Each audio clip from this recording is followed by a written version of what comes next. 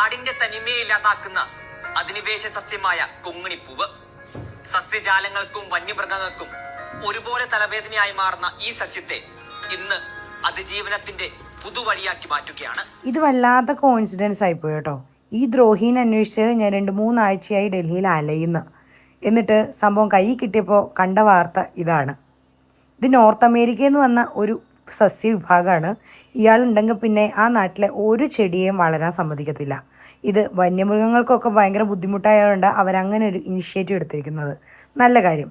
പക്ഷെ ഞാനിതെന്തിനാ അന്വേഷിച്ച് നടന്നതെന്ന് വെച്ചിട്ടുണ്ടെങ്കിൽ ഇത് വീട്ടിൽ ചെടിച്ചട്ടിയിൽ നടാൻ അടിപൊളിയായിട്ടുള്ള ഒരു ചെടിയാണ് കേട്ടോ. കാര്യം 365 ദിവസവും പൂവിരിയും. അതുപോലെ തന്നെ ചെറിയ ചട്ടിയിൽ ചെറുതായിട്ട് ട്രിം ചെയ്ത് വളരുവാണെങ്കിൽ നല്ല ഭംഗിയാണ് കാണാൻ. വലിയ മരമാകുമ്പോഴാണ് മുറിച്ച് മാറ്റാനും അല്ലെങ്കിൽ മൃഗങ്ങൾക്ക് യാത്ര ചെയ്യാനൊക്കെ ബുദ്ധിമുട്ട്. എന്തായാലും ഞാൻ 2 എണ്ണത്തിന് ഈ ദ്രോഹി 2 ചെടികളെ ഞാൻ കണ്ടുപിടിച്ചിട്ടുണ്ട്.